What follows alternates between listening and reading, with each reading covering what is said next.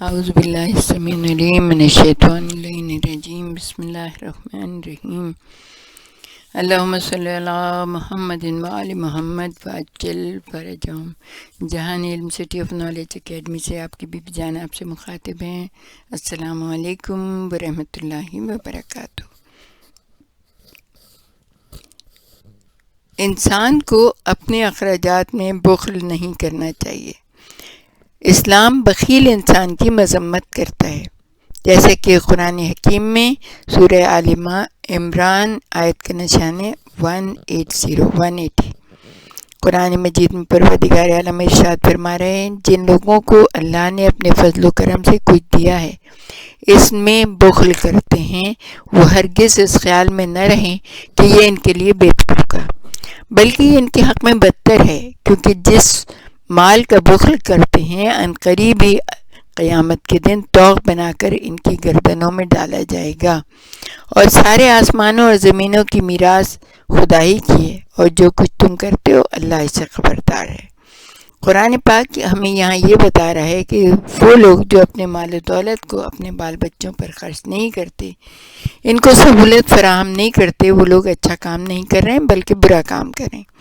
اس کے بعد فرماتا ہے کہ بخیل کا مال جسے وہ بچا کر رکھتا ہے قیامت کے دن طوق کی شکل میں اس کی گردن میں ڈال دیا جائے گا، اور وہ شخص اس طوق کے ساتھ حشر کے میدان میں رسوائی کی حالت میں کھڑا ہوگا۔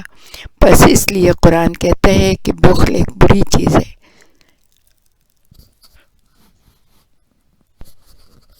اگر کوئی شخص اپنے بال بچوں کو سہولت فراہم نہ کرے، اگر کوئی شخص ہمیشہ اپنی زبان پر نہیں کا ورد کرتا رہے، بیوی سوال کرے تو کہے نہیں ہے، بیٹا مانگے تو کہے نہیں ہے، بیٹی مانگے تو کہے نہیں ہے، جب آہستہ آہستہ نہیں ہے کہ عادت بڑھ جائے گی تو ایک وقت ایسا آئے گا کہ اس سے پوچھا جائے گا کہ ایمان رکھتے ہو تو وہ جواب دے گا نہیں ہے۔ قرآن کہتا ہے بخل نہ کرو۔ اگر بخل کے بارے میں اس آیت کے علاوہ کوئی روایت نہ بھی ہوتی تو بھی کافی تھا کہ ہم بخیل نہ ہوتے۔ معاشرے میں انسان کو چاہیے کہ وہ بخیل نہ بنے۔ انسان کو چاہیے کہ اپنے بال بچوں کے علاوہ دوسرے محتاجوں اور غریبوں کی بھی مدد کرے، مگر ہم اس بات پر آمادہ ہیں کہ قیامت کے دن خداوند عالم ہمارے گھر، ساز و سامان، پیسے اور دوسری چیزیں طوق کی شکل میں ہماری گردن میں لٹکائے اور ہم حالت رسوائی میں محشر کے میدان میں کھڑے ہوں۔ تو میرے پیاری بہنوں اور میرے پیارے بھائیوں، بخل ایک غلط فعل ہے، لیکن دوسری طرف عیاشی اور پرتعیش زندگی بھی غلط ہے۔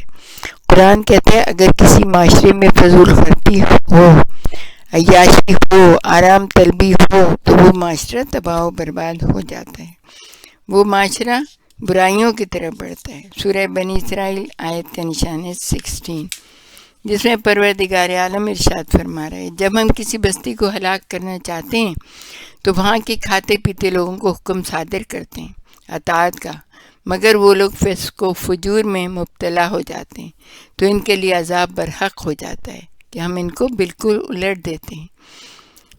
اللہ تو کسی بستی کو تباہ نہیں کرنا چاہتے، لیکن جب لوگوں کو اطاعت کا حکم دیتے تو وہ اس کے الٹ کرتے ہیں، اور جب وہ الٹ کرتے ہیں اور پھر کیا ہوتا ہے فسق و فجور یعنی کہ برائیوں میں مبتلا ہو جاتے ہیں، گناہوں میں مبتلا ہو جاتے ہیں تو ان کے لیے عذاب جو ہے نا برحق ہوتا ہے۔ مثال کے طور پر سیلاب آ جائے، زلزلہ آ جائے تو انسان ایک دم ختم ہو جاتا ہے، لیکن جو مصیبت اور رائج آفت ابھی معاشرے میں رائج ہے، فضول خرچی اس سیلاب اور زلزلے سے بہت زیادہ خطرناک ہے۔ سیلاب اور زلزلے خطرناک ہیں یا پرتعیش زندگی یعنی فضول خرچی۔ قرآن کہتا ہے فضول خرچی ایک برے انجام کی نشاندہی کرتی ہے۔ سورہ واقعہ آیت کا نشان ہے 41 سے لے کے 46 تک، اور بہت سے پچھلے لوگوں میں سے ہیں اور بائیں ہاتھ میں نامہ اعمال لینے والے، افسوس بائیں ہاتھ والے کیا مصیبت میں ہیں، دوزخ کے شعلوں اور کھولتے ہوئے پانی اور کالے دھوئیں کے سائے میں ہوں گے، جو نہ ٹھنڈا ہے نہ خوشائند۔ یہ لوگ اس سے پہلے دنیا میں خوب عیش اڑا چکے تھے۔ یعنی بائیں ہاتھ کے اصحاب کتنے بدبخت ہیں، یہ لوگ جہنم میں دردناک عذابوں میں مبتلا ہیں۔ یہ وہی لوگ ہیں جو دنیا میں عیاشی کرتے تھے، ان کی پرتعیش زندگی اور عیاشی سبب بنی کہ دنیا میں گناہ کے بعد گناہ میں مبتلا رہے۔ قرآن مجید فرماتا ہے پیغمبروں نے ان لوگوں کو ان کے راستے پر چلنے سے منع بھی کیا تھا۔ کن لوگوں کے؟ ان لوگوں کے جو عیاشی میں مبتلا تھے۔ یہ آیت شریفہ کہتی ہے اور ہم نے کسی بستی میں کوئی ڈرانے والا پیغمبر نہیں بھیجا مگر وہاں کے رہنے والے عیش پرست لوگ یہ ضرور بول اٹھے کہ جو احکام دے کر تم بھیجے گئے ہو ہم ان کو نہیں مانتے۔ اگر اسراف اور عیاشی کے لیے اس آیت کے علاوہ کوئی چیز نہ ہو تو بھی یہی آیت اس اسراف سے بچانے کے لیے کافی ہے۔ وَمَا أَرْسَلْنَا فِي قَرْيَةٍ مِّن نَذِيرٍ إِلَّا قَبْلَ مُتْرَفُوهَا إِنَّا بِمَا أُرْسِلْتُم بِهِ كَافِرُونَ کہ اگر اسراف اور عیاشی کے علاوہ کوئی آیت ایسی نہ ہوتی تو بھی جو ہے اسراف سے بچنے کے لیے اللہ تعالیٰ نے بہت زیادہ احکام دی ہیں۔ ہماری زندگی میں عیاشی و فضول خرچی نہیں ہونی چاہیے۔ کتاب معراج السعادہ میں ہے کہ ایک بخیل شخص اتنا بخیل تھا کہ کچھ گھی بوتل میں ڈال دیا کرتا اور جب دسترخوان بچتا تو وہ بخیل اپنے بچوں سے کہتا تھا کہ بچوں روٹی کو اس بوتل سے چھو کر گھی کے ساتھ کھا لو۔ ایک دن اتفاق سے اس کو سفر پر جانا ہوا، بوتل صندوق میں رکھی اور تالا لگا کر چلا گیا۔ بچوں نے دیکھا کہ ابھی باپ نہیں آیا تو سب مل کر روٹی لے کر صندوق کے قریب گئے۔ روٹی کو قفل سے لگا کر کھانا چاہتے تھے کہ اچانک باپ پہنچ گیا، ایک لکڑی اٹھا کر ان کے سروں پر ماری اور کہنے لگا ایک دن بغیر گھی کے روٹی نہیں کھا سکتے؟ یعنی کہ تالے سے لگا کے کھا رہے ہیں لیکن پھر بھی وہ کہہ رہے ہیں کہ بغیر گھی کے روٹی نہیں کھا سکتے۔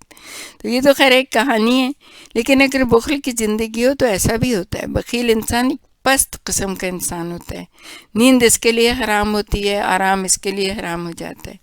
سوال یہ پیدا ہوتا ہے کہ پھر راحت کی زندگی کون سی ہے؟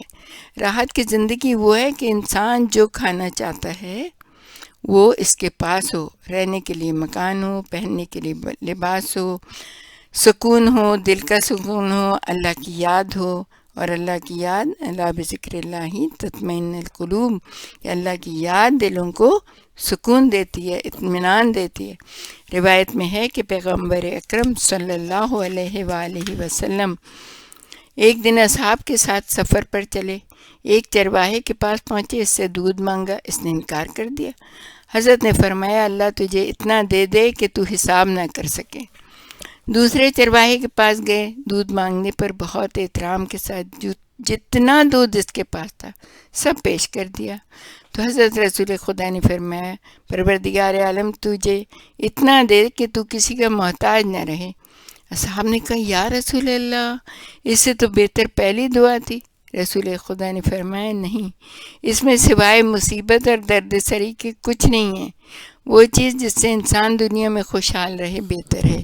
یہ وہ زندگی ہے جس میں مرد اور بیوی اعصابی بیماری نہیں رکھتے، اس میں بے سکونی نہیں۔ بقول امیر المومنین علی بن ابی طالب زندگی آسودہ ہو پرتعیش نہ ہو۔ اگر زندگی پرتعیش ہو جائے تو پھر مردوں کی گردن کو غلامی اور بیویوں کی زندگی کی بھی سکون اور عافیت کے ساتھ گزرتی ہے، اور شکست اور غلامی کی زندگی نہیں ہوتی بلکہ آزاد زندگی ہوتی ہے۔ وآخر دعوانا ان الحمد للہ رب العالمین۔ ہمارے ساتھ ہی رہیے گا، ہم اس سلسلے میں آپ کو اور بھی بہت کچھ بتانا چاہیں گے۔